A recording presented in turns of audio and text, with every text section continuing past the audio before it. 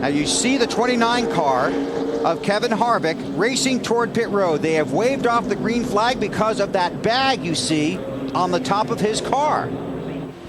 That's on our camera. Sure is.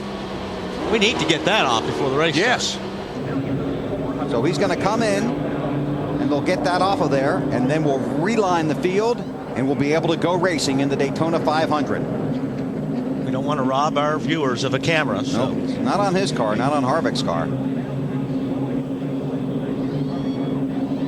So he gets the thumbs up from the NASCAR official and heads back out on the track.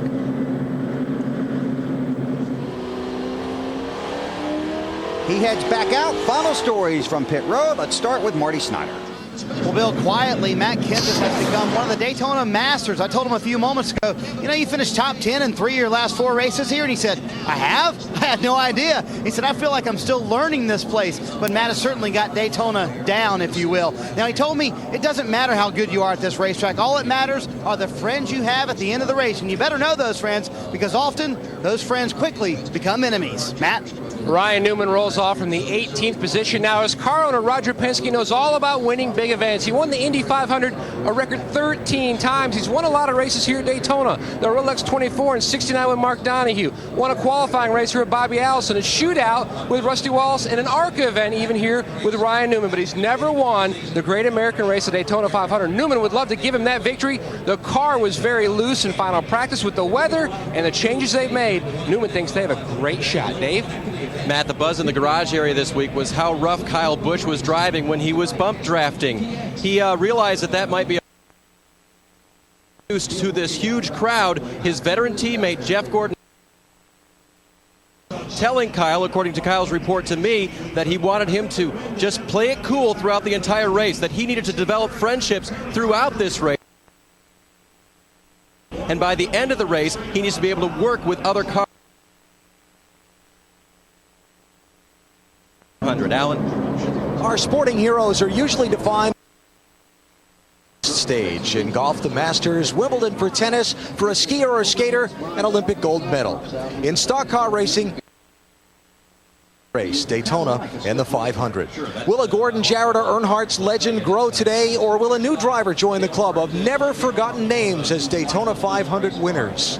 We're 500 miles from finding out. Bill? Thanks, Alan. Hope you guys have a great day down there on pit road for the Daytona 500. 43 drivers, their final thoughts before they take the green flag in the Great American Race, the #1 race on the NASCAR NEXTEL Cup circuit. The pace car leads them out of turn 4. It will head for pit road. They will creep toward the green flag. It's our pleasure at NBC to take you to the green flag for the 2006 season. We'll be there for the checkers in Homestead. Thanks for coming along for the ride. Enjoy the Daytona 500 live on NBC.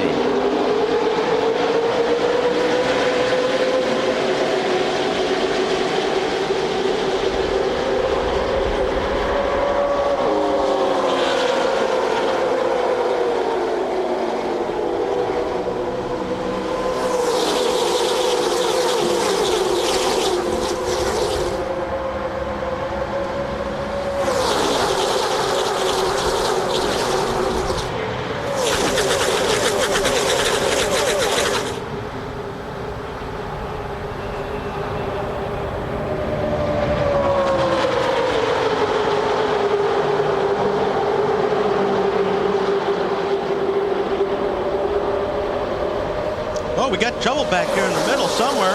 Oh, we've already lost a tire. We've had tire issues throughout the week. It's from Jeff Green's car. He's trying to get to pit road. And that's probably, we've seen a lot of the left rear tires doing that this week, BP, so wouldn't be surprised if it was the left rear. Looks like the right side tires are up, and unbelievably, he was able to get through all those field of cars to get to pit road. And there you see your left rear, Wally.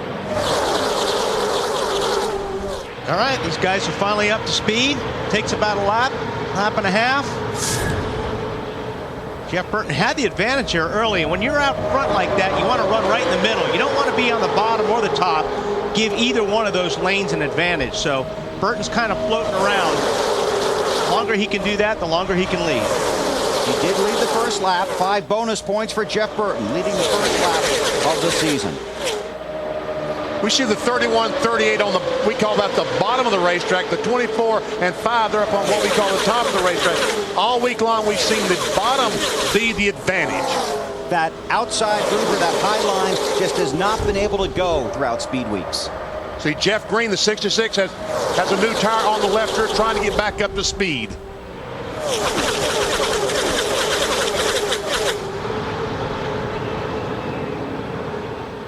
Down the backstretch, heading for turn 3. Martin Truex makes it 3 wide on the bottom in the 1 car.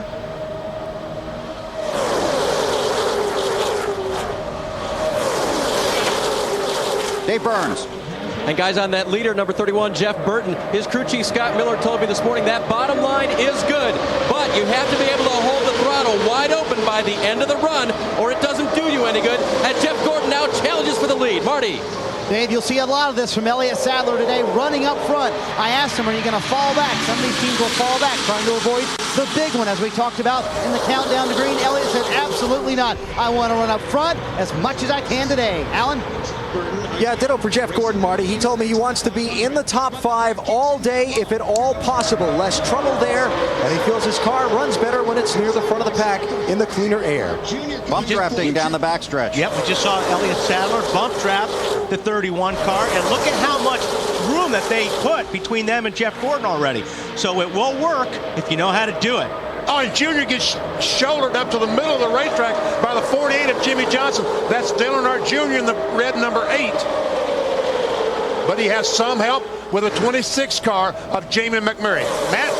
BP, that's exactly where he was near the end of the Busch Series race on Saturday, in the middle. But Junior feels like they've got a great car for today. They've struggled all week with a tight condition and also a considerable wear issue on the right front. They feel like they've solved that with a little bit of tweak in the setup.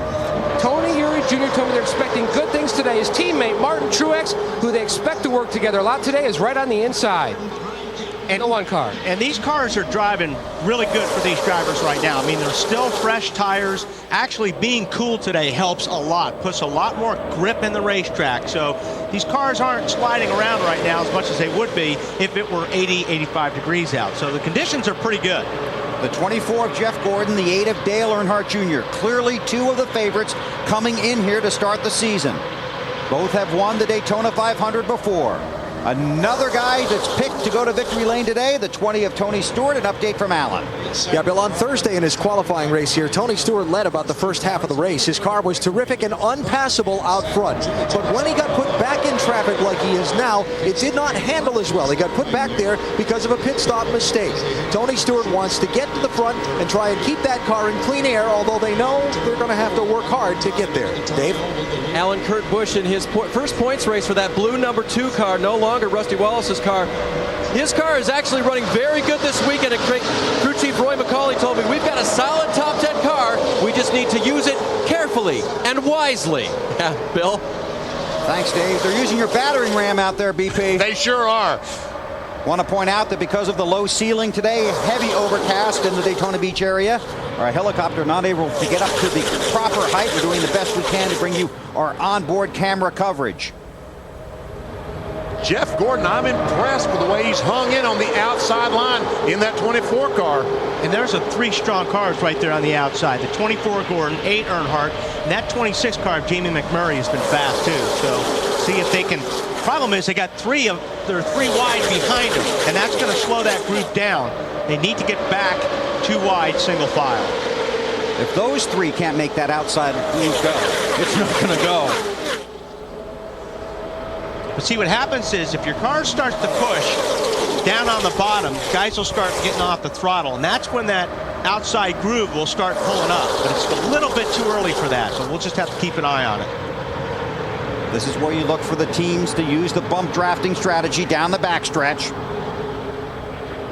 Elliott Sadler in the 38 falls back in line behind Burton in the 31. Jimmy Johnson in the 48. Look at the 99 up there, way up there. Carl Edwards. 3 wide. His second full season driving for Jack Roush had a spectacular 2005. Jeff Burton started on the pole. He has led every lap, the first 8 laps. If trouble breaks out, we'll break in. You're watching NASCAR on NBC.